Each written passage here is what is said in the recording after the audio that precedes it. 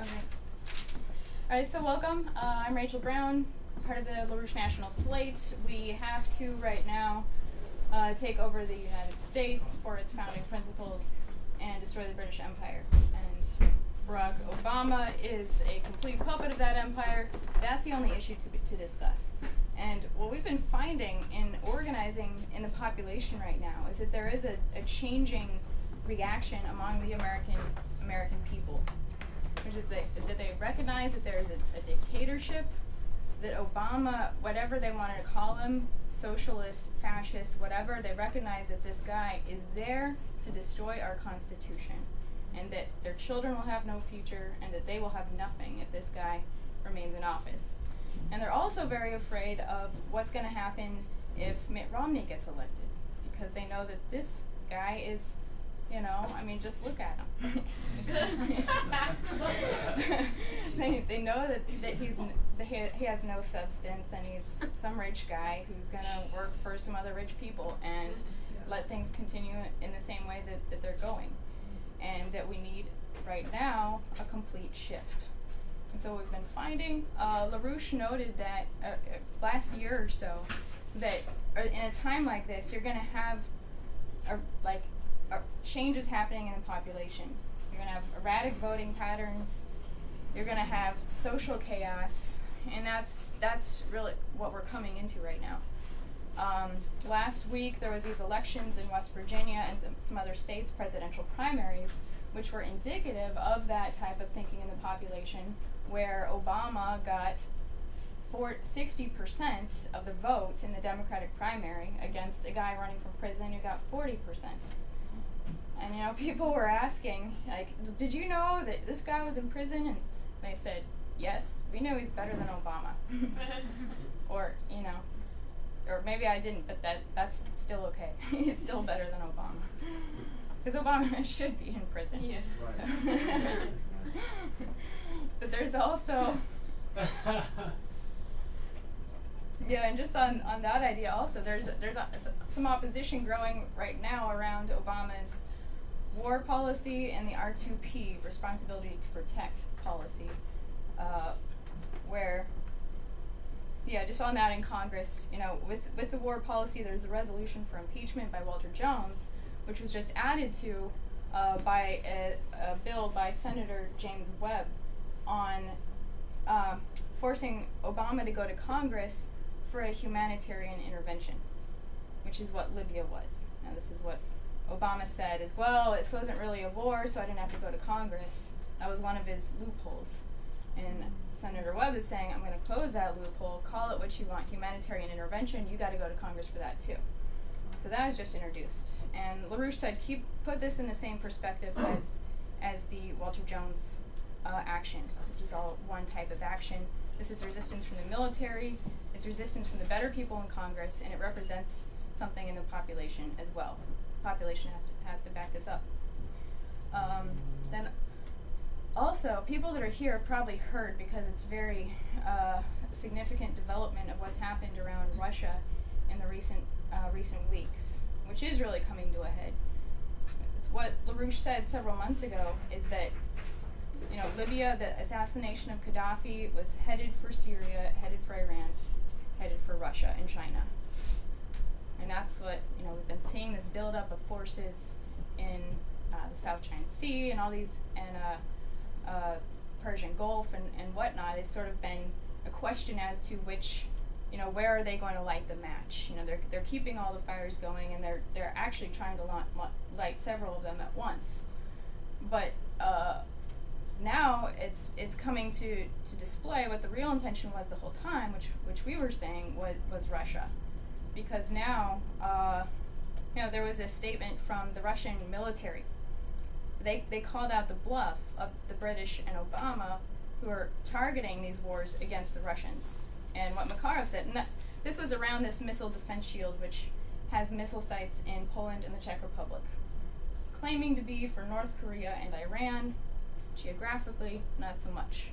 And so there was a recent conference in Moscow addressing, you know, the missile defense systems of the world, and that the Russian military made a point of using that conference to make an announcement of a policy.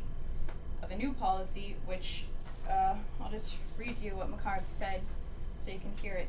Kind of helps in black and white.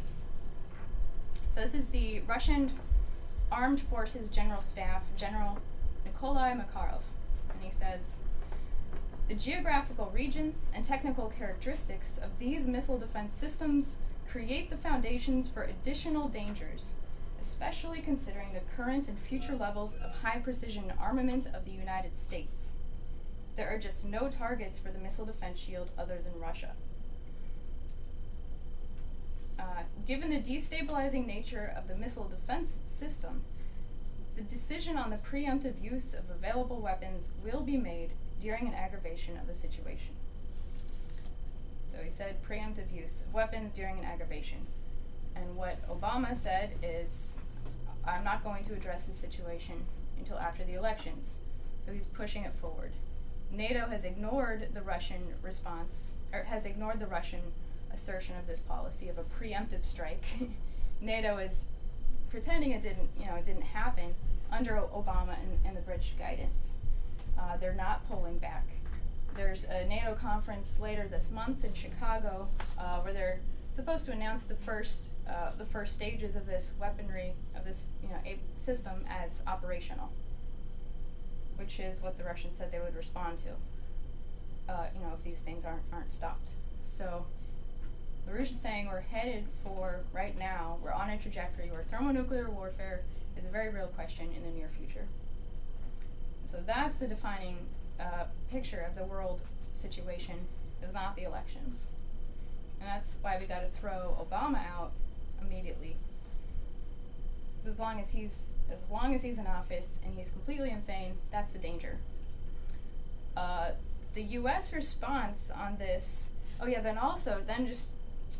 so United States has been ignoring this threat of thermonuclear war with the Russians, and there's an upcoming conference there's a G8 meeting and a NATO meeting upcoming on the next couple weeks. NATO meeting in Chicago, and the G8 meeting was supposed to be in Texas. Putin was supposed to come to that. Obama calls him a couple days ago, belatedly, to congratulate him on his presidency, which is not, not very considerate. Call him a few days later, "Hey, Putin, good job." Actually, that's how Bush talked. But anyway, it was totally disrespectful what he was doing anyway, right? Because that's his attitude towards Russia and Putin. We've been attacking them. He sent Hillary Clinton to attack the elections even before the election results were out. And Obama's been pushing for war with Russia. So Putin, answers the phone, is talking to Obama, the narcissist, and says, "Actually, I can't make it next month. Sorry, I got things to do." And he says he has to rearrange his cabinet and do this kind of stuff. But everyone knows that the real issue is this confrontation around the missile shield, which Obama's been refusing to sign an agreement saying it's not for Russia for the last several years. And now it's pretty much an official statement out of the U.S. government that actually happened at this meeting in Russia. It was announced by the United States official, Ellen Tauscher. She said, there's no indication we might give up interceptors in Poland. We're not agreeing to any limitations on our system. So that is the official Obama policy. This guy's a British puppet. He'll get us into World War III. So in that context, what I brought, this question of these resolutions in Congress and the voting patterns that we've seen recently in the United States and around the world are indicative of the real reality, which is the fact that the American population and most people on the planet recognize that it's stupid to continue this bailout, and that the intention of the bailout and the intention of not having another solution, because it's proven that a bailout will never work. Ireland has more debt than it did when it got the first bailout. Spain's debt, sovereign debt, is increasing. So there's no bailout policy which is ever going to work. And this is what was demonstrated in the recent elections in Europe. Sarkozy getting voted out in France, the inability to put a government together in Greece because none of these factions could agree there was no support for any of the different groups. So there's a possibility of an anti-austerity coalition coming out of the next election as a possibility.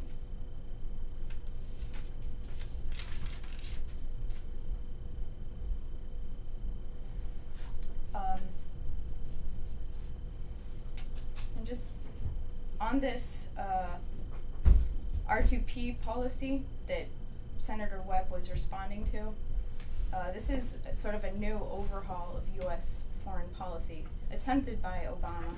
And he recently set up something called the Atrocities Prevention Board. He set it up in an executive, fashion by, it wasn't an executive order, but that type of thing. And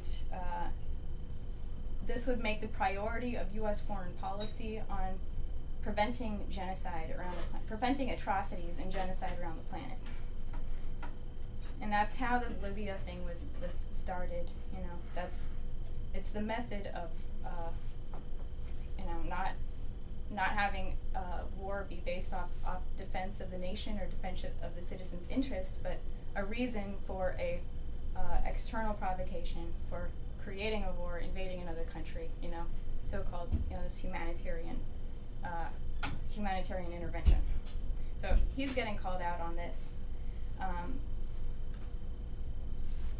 And so joined with the fact that recently, last year, we also joined our intelligence agency with the British agency. They completely share information. The R2P policy, the responsibility to protect policy that our State Department, Susan Rice, Obama are pushing for, is a British written policy. There is an empire, this is the British Empire, and it has to be crushed right now. And you do that by throwing Obama out and not putting in Mitt Romney, but by actually fighting for a complete reversal to economic policies right now. If we allow this guy to be reelected, or if we allow Obama not to be impeached for what he's done, after violation of every principle that our country was founded on, we don't really deserve an election. So throw this guy out. And just one other thing on this, on responses also we're getting in the population. Also we've been finding through our campaigning of all of our campaigns around the country, where we're covering a lot of ground with all these different campaigns. New Jersey, Texas, Washington State, Michigan, going into union meetings, Democratic Party meetings. Diane Sayre just had a debate with her Democratic contender, this Obamaton, and totally wiped the floor with him because she had a policy. And a soul. Yeah. And then same thing with our campaign in Texas, where Keisha Rogers is actually being opposed by the Democratic Party of her area. They're putting up a guy who can his name's KP George, and he's not much of a candidate. His main thing right now is to hand out leaflets saying "Stop Keisha Rogers." That's all he's got. He's got no policies. So everywhere she's going, and he's there too, she's talking to people in the population saying, this is what we got to do. Obama's got to go. Glass-Steagall, build NWAPA, and people are signing up with her campaign and walking away with yard signs, and so there's a total vacuum of leadership. The potential is completely ours right now to just grab a hold of people's minds and give them what they need in terms of survival. Because the question is right now just the survival of the human race. It's not no issues, and this is the question. And in that light, it's a pretty simple policy platform that we're putting forward. Of Glass-Steagall. If people have more questions on that, we could discuss it. Credit system under the tradition of Hamilton and Franklin Roosevelt. We can go through that more too, and NWAPA. And these things, in a sense, are one swift action of rebuilding our country. It's sane. Economy is about a physical process. It's not about money. There's no value in a dollar. And this is what the beginning of our country, this is what Hamilton understood. He said money is only useful so far as it is active. So what does that mean? What does it mean to have an active dollar? He said if it's just sitting in the banks of some private banks, if you have currency sitting in a private coffer and it's not being lent, no one's using it, that dollar has no value. It actually only has value so long as it's involved in emotion. And so it's sort of a creation of a physical process. You're using this material object to create an immaterial process, to create a power. And it's the same type of thing that you do see in the biosphere, where you sort of seen this principle of life developing throughout the planet's history, which has been an increased organization of the matter of the planet. Something you can look at called biogeochemistry, which we've studied and put out a lot of material on. But the idea that life is taking qualitative leaps, it has not gone randomly, it's not gone backwards. There's been a direction in the development of the planet and life on the planet. And it hasn't been the individual organism, but it's been something bigger acting as a whole on the whole process. And it's the same type of thing that you see in the principle of human economy. And one thing we've addressed in some of our weekly reports recently is that the human species, in this sense, doesn't really fit into the category of any of these other species. Because most species are defined by their role biologically in their environment. Like what role they play chemically, where they live. They have a certain area of the planet that they can live in, a desert or whatnot. They're sort of defined physically. Their existence is defined physically by a certain role they play on the planet.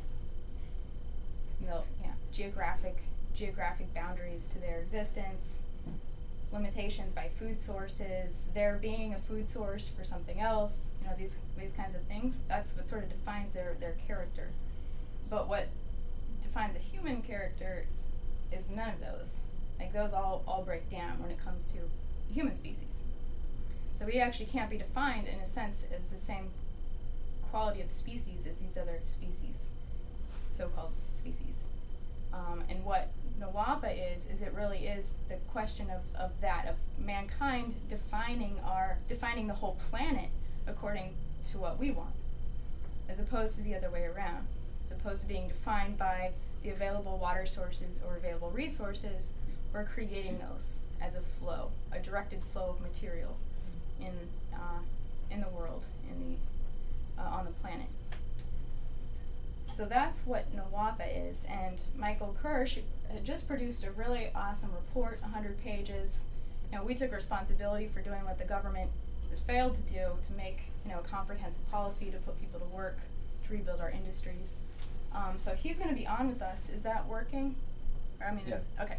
So yeah, we're just doing the hookup. He's at our national center in the Washington D.C. area. So he's going to be with us over video, and he's going to give a presentation, and we can take some questions and answers.